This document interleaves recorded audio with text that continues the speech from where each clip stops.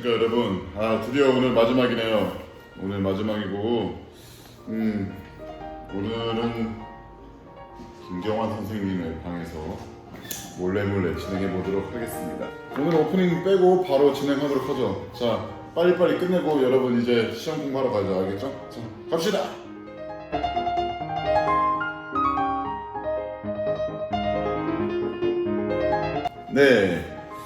네 번째 멘델레예프예요.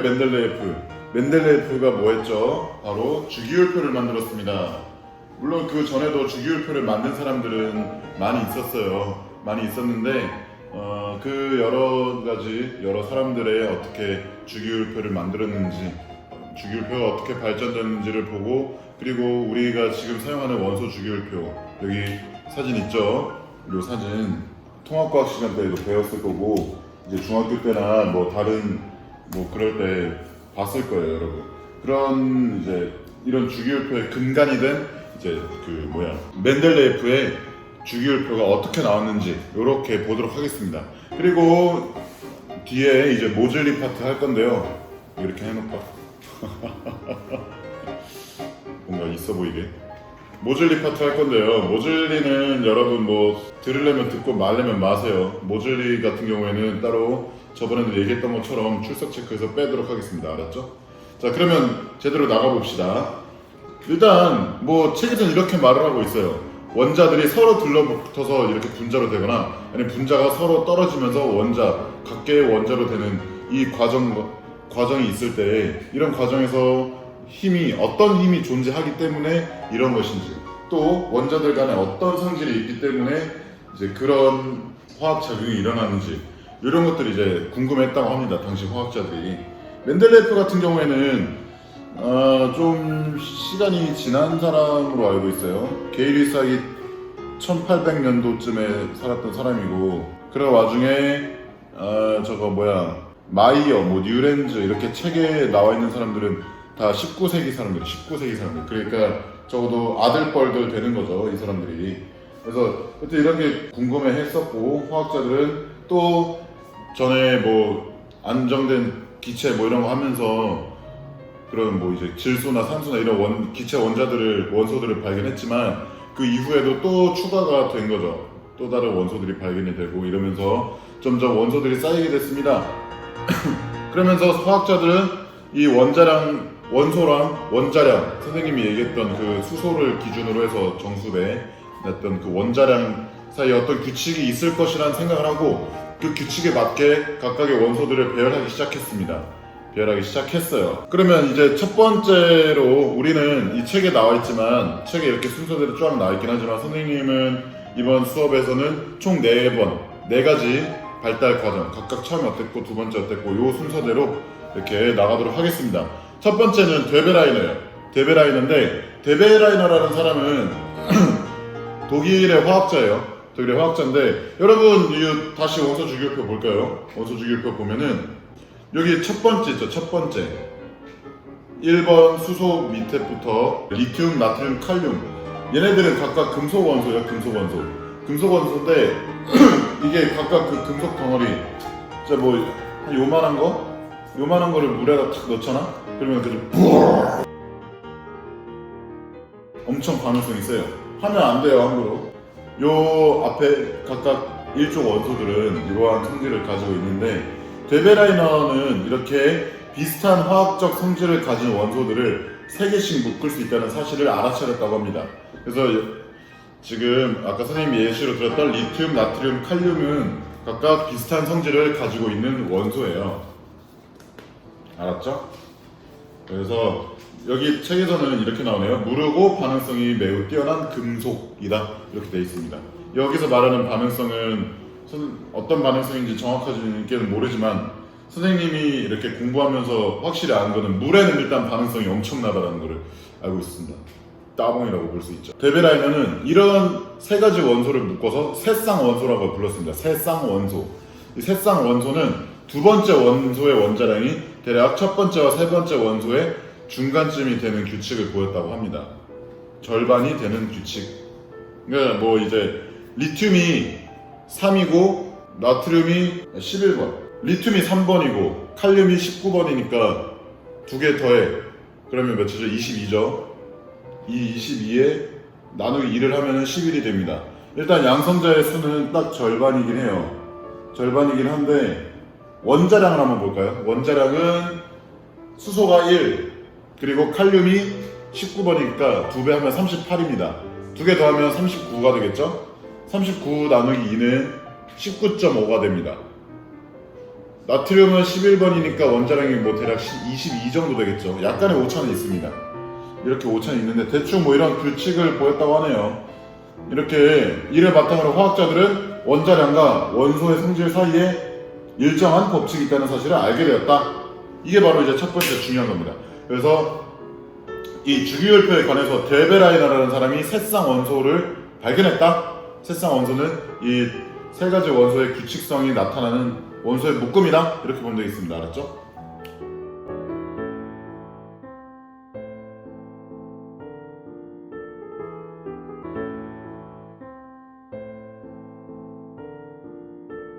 자, 두 번째는 지난 시간에 나왔던 또 이 아저씨 나왔어요. 칸니차로라는 아저씨가 또 나왔는데 지난번에 선생님이 설명했던 것처럼 아보가드로의 주장을 받아들여서 원소들의 원자량에 대한 정확한 목록을 작성했다고 합니다. 아보가드로의 주장을 받아들였다는 거 또 나왔죠. 그래서 가장 가벼운 원소에서부터 가장 무거운 원소, 우리가 지금 사용하고 있는 주기율표도 뒤로 갈수록 무겁잖아요. 약간 이런 걸 차용한 거죠. 그래서 뭐를 기준으로 했을까? 질량이죠. 질량. 무거운 거니까. 선생님이 이거 찾으면서 읽은 게 아니에요. 그냥 잠깐 이렇게 눈 감고 명상을 한 거예요. 사실 선생님은 눈이 작아요. 실눈캐예요. 실눈캐. 미안합니다. 그래서 이렇게 질량을 기준으로 순위를 매기게 된 거죠. 원소를 차례대로 나열하면서. 이것의 바탕은 바로 아보가드로 법칙을 받아들였던 것이고, 그래서 이거를 다시 말하면 질량을 했다. 그 지난 시간에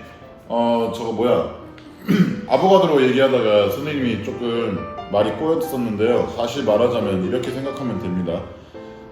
돌탐 때는 물 분자에서 수소랑 산소의 질량비가 1대8이라고 생각을 했어요. 1대8이라고 생각을 했는데 문제가 뭐냐면 각각을 분해를 하잖아? 그러면 물 자체에 수소가 산소보다 원자가 두 배가 더 많아요. 2배가. 그러니까 원자량의 비율은 원자량이 아닙니다. 원자 개수의 비율은 2대1이죠. 그러니까 2대1의 개수로 있으니까 정작 실제 질량 비율은 1대16이 되는 거예요. 그렇게 생각하면 됩니다. 근데 뭐 이거 비율 그닥 중요한가? 모르는 거 있으면 질문하고, 그 질문방에 선생님이 못 볼 수도 있는데 요즘 그래도 나름 시험 기간이라고 매일 아침마다 출근하면은 질문방 5반 다 들어가 보고 있으니까 잘 할 수 있도록 합시다.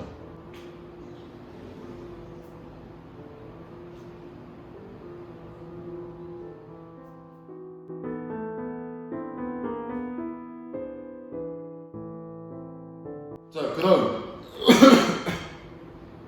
세 번째로 마이어와 뉴렌즈라는 사람인데요. 마이어는 원소들이 서로 결합되었을 때 비율에 따라서 원소를 집단으로 묶는 표를 출판했다고 합니다. 그러니까 각각 원소들이 결합되는 비율을 표로 나타내는 거예요.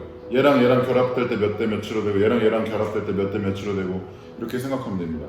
뉴렌즈라는 사람은 원소의 성질이 주기적으로 8개마다 반복됨을 옥타브에서 힌트를 얻었다. 옥타브는 도레미파솔라시도가 옥타브입니다. 총 8개의 음이죠. 두 번째 도까지. 그래서 이 옥타브에서 힌트를 얻어서 옥타브 법칙으로 발표를 했다고 합니다. 실제로 8개마다 주기성은 실제로 있어요. 그래서 원소 주기율표에도 사용되는 걸로 알고 있습니다. 하지만 이때 뉴렌즈라는 사람은 그냥 그 악보를 보면서 알게 된 거예요. 그러니까 그냥 우연이지, 우연. 그래서 당시에는 그냥 이런 우연이 있네 하고 말았던 거죠. 실제로는 진짜 중요한 힌트가 될 수 있었는데 몰랐죠. 책에 보면은 이런 그림이 있습니다. 이 그림이 있는데 보면은 이렇게 사분음표가 이렇게 하나씩 다다다닥 수소, 리튬, 베릴륨 이렇게 따라라락 있죠. 생각을 했어. 옥타브 법칙 외우기 힘들면은 이렇게 생각을 하세요. 뉴 렌즈니까 렌즈 알이 새로 생기는 거잖아. 이거 하나가 새로 생겼어. 어디로? 도레미파솔라시도 이렇게 해서 뉴 렌즈의 옥타브 법칙. 자, 여기까지 마이어와 뉴 렌즈였습니다.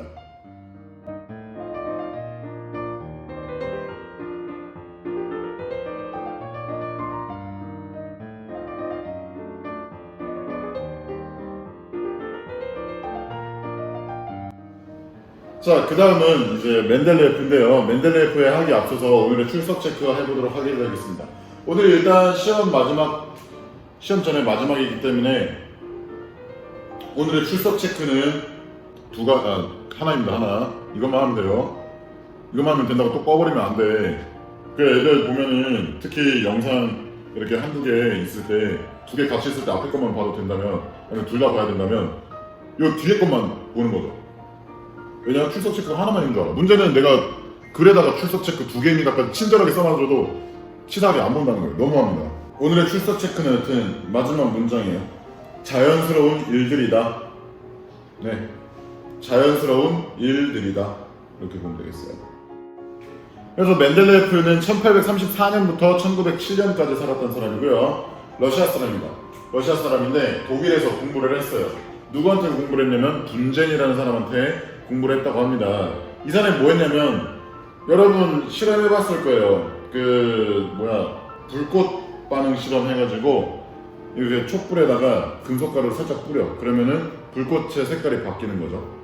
그리고 그거를 이렇게 스펙트럼으로도 보면은 실제 스펙트럼은 또 다르게 나타나는 거.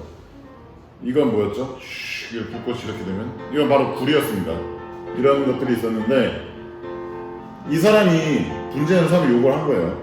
그래서 원소에 이제 이런 특징들, 어떤 각각의 성질에 대해서 그 맨델레예프가 이제 영감을 받아서 지적 자극을 받았대요. 지적 자극을 받았고 화학 원소들의 비밀을 탐구하는 데 매진을 했다고 합니다. 그래서 이제 여기 프린트 보면은 원소의 화학적 성질과 질량을 이용해서 주기율표를 완성을 했어요. 맨델레예프의 가장 큰 업적입니다. 주기율표를 완성을 했는데 어떻게 완성을 했냐? 퍼즐처럼 이렇게 난잡하게 돼 있어요. 왜 그렇게 돼 있냐? 핵마다 어떤 주기가 있다고 하고, 그리고 열마다 어떤 이제 특성이 또 다르다고 하고, 그렇게 해서 화학적 성질과 질량에 따라서 배분을 했어요. 그래서 이제 그 원소들의 순서를 정하는 것에 그치지 않고 원소들의 순서가 의미하는 뭘까? 구조죠, 구조. 의미하는 구조를 통찰했대요. 신나게 퍼즐을 맞춰볼까? 이게 정설로 받아들여지고 있는데 맨델레예프도 그냥 해보다가 퍼즐 맞추듯이 그냥 한 거예요. 그것도 어떻게 했냐면 원소들마다 각각 성질이랑 특징을 적어서 카드에 적어놨어. 근데 이렇게 잠을 자다가 꿈에서 카드가 날아다녀서 혼자 뜨르르르 하면서 이렇게 쭉 하고 맞춰진 거예요. 그리고 오 하면서 깨가지고 진짜 이렇게 한번 해볼까 하고 나나나나나나 오 이거야 하면서 맞췄다고 합니다.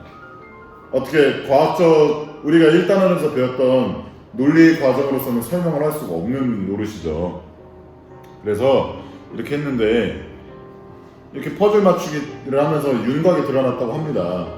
이렇게 원소들의 성질을 예측할 수 있는 주기적인 성질을 찾았어요. 주기적 성질을 찾았다는 것은 매우 중요한데, 그냥 이게 뭐냐면 각각 경향성이 있다는 거예요. 경향성. 여기 주기적 성질이 바로 경향성입니다. 괄호 안에는 경향성을 찾았으면 되는데요. 이 경향성인데 각각 이 가로축에 있는 이 원소들마다 비슷한 성질을 갖고 있고, 또 세로축마다도 비슷한 성질을 갖고 있는데 또 얘랑은 성질이 다른 거죠. 얘랑 성질이 비슷하고 얘랑 성질이 비슷하고 얘랑 성질이 비슷하고 얘랑 성질이 비슷해요. 각각 가로축, 세로축이 다 비슷하니까. 하지만 이렇게 대각선으로 있는 건 아예 다르다. 이런 식으로 보면 되겠어요. 그래서 가로축마다 성질이 다르고 세로축마다 성질이 다르고 이렇게 생각을 하면 되겠습니다. 원작가는 여러분이 그냥 프린트 보면 될 것 같아요. 이거는 통합과학 때 이미 원작가 전자 이런 거 배웠다고 하더라고요. 김건희 선생님께서. 한 원자가 다른 원자랑 얼마큼 결합할 수 있느냐라고 생각을 하고, 수소는 원작가가 1인 원자예요. 그러면은 다른 원자 하나랑 겹친다고 결합된다고 볼 수 있죠. H2O다라고 하면은 수소는 산소에 이렇게 늘러붙습니다. 또 다른 산소를 이렇게 늘러붙어요. 이 산소들 입장에서는 한 놈을 이렇게 띡 결합을 한 거예요. 이렇게 결합을 한 건데 이거 귀여운 척 아닙니다. 그래서 이런 거를 바탕으로 원자가라고 하는데, 원자가 하이픈 1, 원자가 하이픈 2, 이거는 선생님이 일부러 구분하려고 이렇게 쓴 거예요. 그래서 오늘날 원자가는 전자를 잃거나 얻거나 공유하는 결합한 수로 알려져 있다고 하는데, 이거는 이제 통합과학 때 아까 말했던 것처럼 배웠으니까 넘어가도록 하겠습니다. 그래서 멘델레예프의 주기율표는 세로축은 뭐냐? 바로 원자량의 순서였어요. 원자량의 순서. 원자량의 순서고, 가로축은 이제 원자가의 순서입니다. 원자가의 순서예요.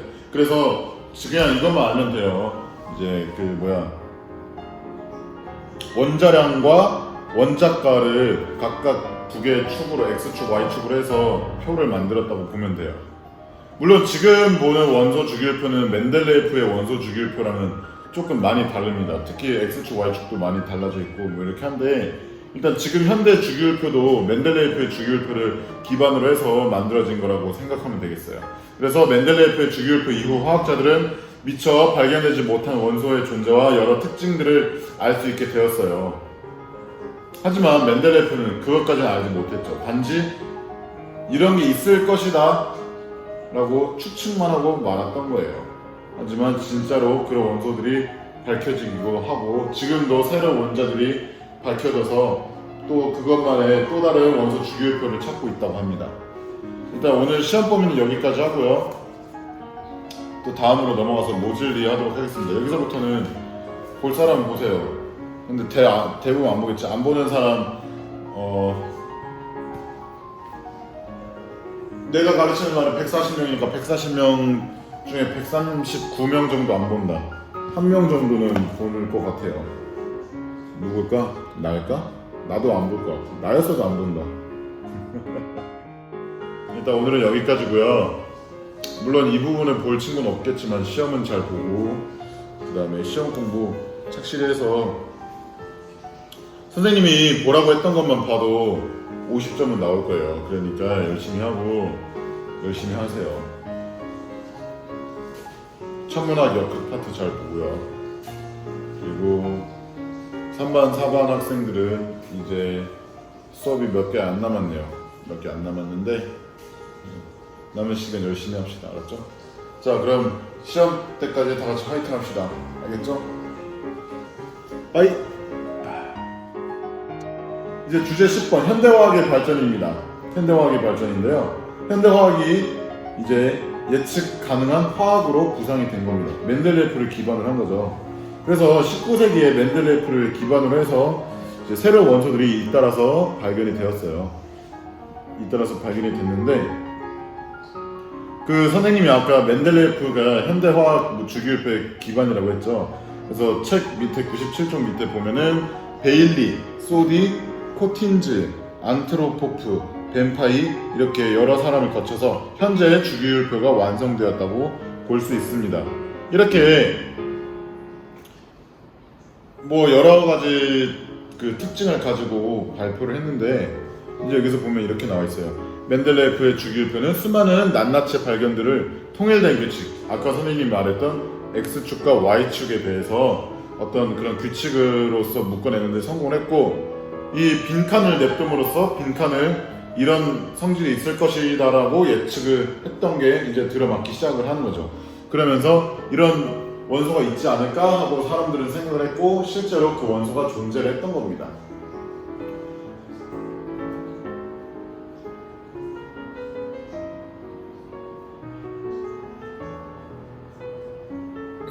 하지만 멘델레예프의 주기율표에도 한계점이 있었어요.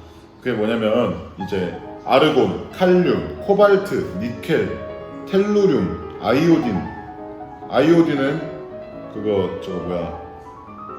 요오드죠, 요오드. 여튼 이런 게 원자량 순서에 따라서 배열된 것과는 다른 성질을 갖고 있어서 이제 약간의 수정이 있었다고 합니다. 그게 왜 그러냐? 선생님이 계속 얘기했던 것처럼 원자량은 양성자랑 중성자의 질량의 합이에요. 근데 이게 꼭 중성자가 양성자의 2배, 똑같은 개수로 있는 게 아니거든. 그러니까 원자량이 꼭 양성자의 2배라는 게 아니에요.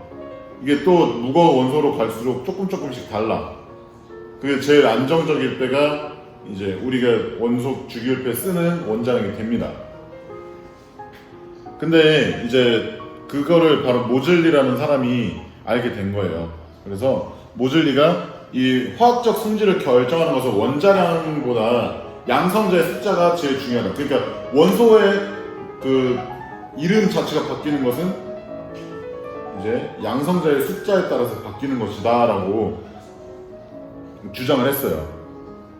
발견을 한 거죠. 그래서 원소를 다시 싹 바꿉니다.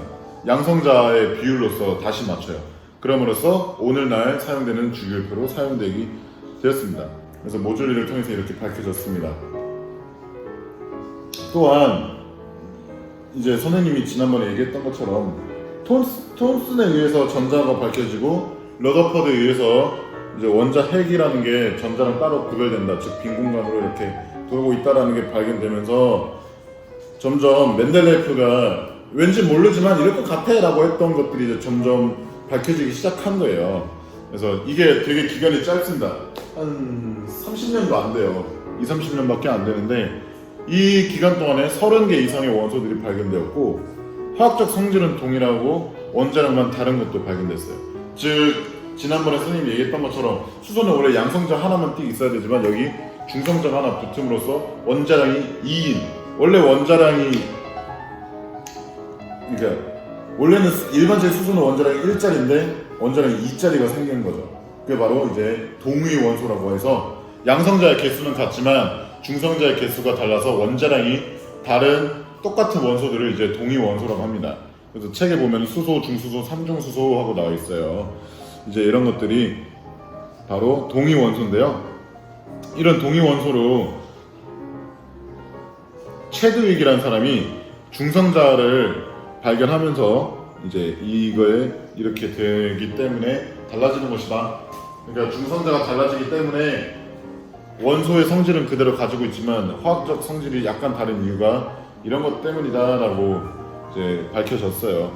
여기서 이제 미국의 화학자 유리에 의해서 정확히 중수소가 발견되었고 그리고 삼중수소가 발견되었습니다. 삼중수소는 그 선생님이 자주 차던 시계, 그러니까 애플워치 말고 또 다른 게 있는데 삼중수소 뭐 하냐면 방사능 물질이에요. 방사능 그 중성자가 하나씩 튀어나오면서 이거 발광을 해. 형광물질에 부딪히면서 발광을 해요. 그래서 항상 빛나는 약간 그런 물질로서 군용으로 많이 씁니다. 트리튬. 하여튼 이렇게 동위 원소나 뭐 중성자, 양성자, 전자 이런 것들이 다 각각 구별되고 동위 원소가 발견되면서 현대 화학으로 넘어오게 되었고요. 이렇게 넘어오면서 아보가드로 우리가 시험 범위까지 배웠던 사람들의 이론은 싹 다 없어졌어요. 정확히 말하면 원소의 개념이 없어지고 새로운 원소의 개념이 등장하게 된 거죠. 바로 우리가 흔히 알고 있는 양성자 수가 같은 입자나 그런 입자들로 이루어진 물질이 된 거죠. 그래서 또 밑에 나와 있는 이 원자 모형의 변천에 의해서 우리가 흔히 알고 있는 원소 데모크리토스의 원자에서부터 돌턴의 원자, 거기에서부터 이제 톰슨, 러더퍼드, 보어, 그리고 지금 우리의 현대 모형이 하이젠베르크와 이제 파울리의 이제 그거 현대적인 모형이 올 때까지 이렇게 점점 원자의 개념 그리고 원소의 개념이 싹 다 바뀐 거죠. 그래서 과학사 책에서는 이렇게 얘기를 하고 있어요. 이 방사선을 발견됨으로써 이게 붕괴가 되잖아. 원자가 붕괴가 되잖아요. 방사성 붕괴가 되잖아. 이게 계속 이게 불안정하니까 하다 푸 빛내면서 다시 똑 됐다가 푸 하면 뿅 이렇게 됐다가 원자가 점점 양성자도 같이 튀어나오는 거예요. 그러니까 원자가 아예 바뀌어. 원소가 바뀌는 거야. 그러니까 어떻게 보면은 그 연금술사들이 원했던 진짜 그런 연금술이 이제 진짜로 된다. 이렇게도 얘기를 하네요. 하여튼 이 파트를 하면서 우리가 알아야 될 것은 뭐냐면 현대화학으로 넘어왔다는 거예요. 모즐리가 이제 원소 주기율표에 배열을 할 때 양성자의 숫자로 배열해야 된다는 것을 첫 번째로 들었고, 두 번째는 체드윅이 중성자를 발견하면서 동위 원소에 대한 개념을 이제 체드윅에 의해서 알 수 있게 되었고요. 중성자가 발견이 되었기 때문에 원자량이 달라진다 이렇게 볼 수 있었고요. 그 다음에 유리에 의해서 중수소와 삼중수소가 발견이 되었습니다. 그리고 마지막으로 원자 모양의 변천과 그리고 큐리 부인의 부부에 의해서 방사성 물질이 발견되고 이제 원자가 진짜 변한다라는 성질까지 볼 수가 있었습니다. 이게 바로 근대 화학에서 현대 화학으로 넘어오는 변천 과정이에요. 이게 19세기 말부터 20세기 초까지 단 몇십 년 동안에 이루어진 거죠. 실제로 그 전에는 사진이 많이 없었는데 이제 이때는 영상까지 찍게 되는 수준까지 온 거예요. 그만큼 엄청난 발전이 일어났던 거죠. 그때 이미 산업혁명이 일어났기 때문에 공업화 시대에 있어서 더 충분히 가능했을 거라고 생각이 듭니다.